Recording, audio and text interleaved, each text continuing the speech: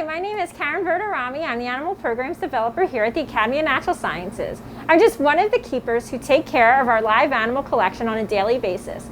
There is also another full-time keeper, Stephen Flath, who we'll see a little bit later, who helps with the day-to-day care. Today we're going to look at what it takes to prep the diets for the animals.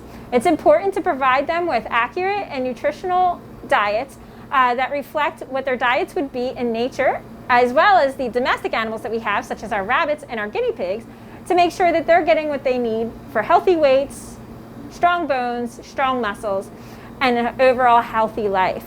We also use a lot of food items for enrichment too. Kind of like we might enjoy a nice dessert like ice cream or candy.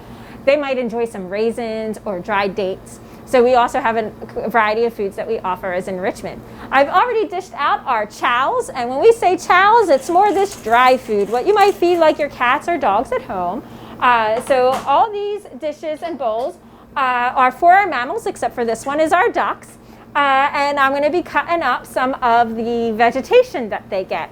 We list out their diets on a sheet here. It's our menu of the amounts, and these are all coordinated with our veterinarian who helps monitor what kind of vitamins and nutrition they should be at an accurate amount to maintain their weights and a healthy metabolism.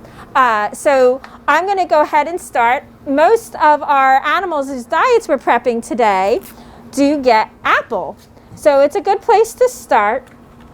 And the size of the apple they get is determined by the species. So for our rabbits, who are big herbivores, they get what we call 16th chunk of carrot. And since we have a lot of people who help take care of our live animal collection, we also have charts that people can look up to see exactly how the sizing should be. We also do weights of the diets too. So I'm going to go ahead and give all our apple eaters, which are rabbits, guinea pigs. The opossum also gets apples, but we cut hers up into smaller pieces. And then as a treat today, I am giving our chinchilla a smaller piece of apple. The reason why the chinchilla gets a smaller piece compared to the other animals is just because of the way the metabolism works. And now I am dicing up some apples for our ducks too. Ducks are omnivorous. They're omnivores. So they eat a variety of foods in the wild, including a lot of vegetation, but they will also eat little microinvertebrates at the bottom and base of the ponds. And that chow that I showed you in the bowl here helps give that invertebrate diet in there. So the chow is a mix of different nutrition that the ducks would get from feeding in the puddle waters of the ponds and the lakes. Another big ticket item is carrots. As many of you already know, rabbits like carrots, and it does provide a lot of important vitamins for them. So the size of the carrot is based again on the species. We have 4 rabbits who will get larger chunk size carrots in their bowls, where our guinea pigs, since they tend to become obese easily, will get a smaller portion of the carrots. Our opossum also gets carrots, but again, we chop hers up finer so it's a little easier for her to eat. And then again, for enrichment, usually the chinchilla gets either the carrot or the apple. Today, I'm going to go ahead and give it both. The opossum will also get a weighed diet of extra fruit and vegetables, and we'll give it a variety. It could be anywhere from squash, like I'm cutting now, to sweet potato, to green pepper. We try to get a variety of vegetables and fruits a week.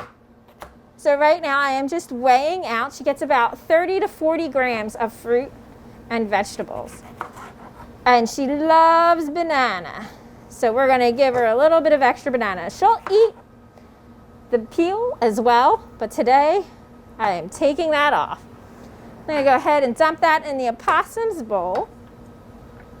And then we also will give carrot to the ducks. But today, I'm going to give the ducks some enrichment. Instead of chopping up carrot, I'm going to give it more of a sweeter vegetable, which is sweet potato. So typically the ducks will get carrots, but today we are going to go ahead and give them a little something different just to change it up on them and keep it interesting. And so they are going to get about a tablespoon of sweet potatoes. And we'll go ahead and put that in their bowl. And then we're going to go ahead and give a little extra to the opossum too with the same sweet potato. There we go. So I have my apples, my carrots, my extra fruits and veggies, and now I move on to the greens.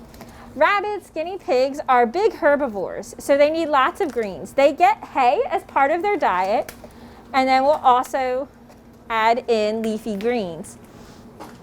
And they get a whole large leaf to munch on. So that's all our rabbit bowls. And we also will give the guinea pigs a smaller leaf, and then our chinchilla.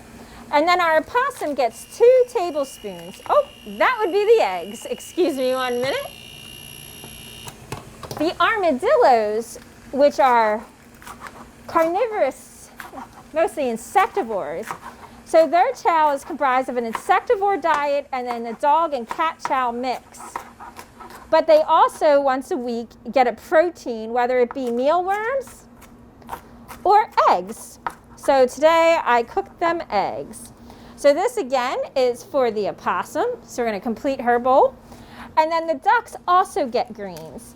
And today sometimes we cut up their greens, and sometimes we give them the whole greens for them to pull around in their pond. So I'm going to go ahead and give them whole greens to rip apart, kind of as extra fun and greens for that. So I am going to just go ahead and let these eggs start to cool. And eventually we'll come back, crumble up, and add the eggs. The armadillos can have the eggs whole with the shell. They love to eat and munch them up, but we do want to make sure that they're cooled off first. Sometimes we'll also crumble it up and just sprinkle it on their food.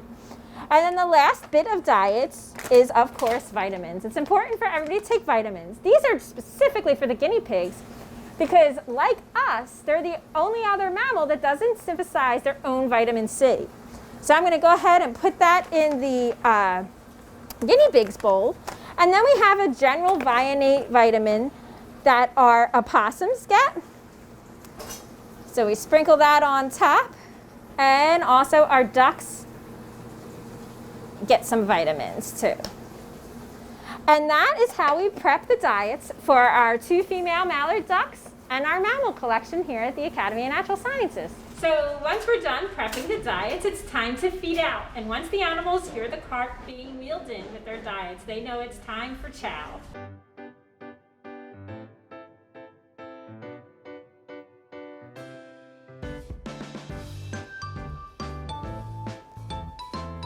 Okay. All right.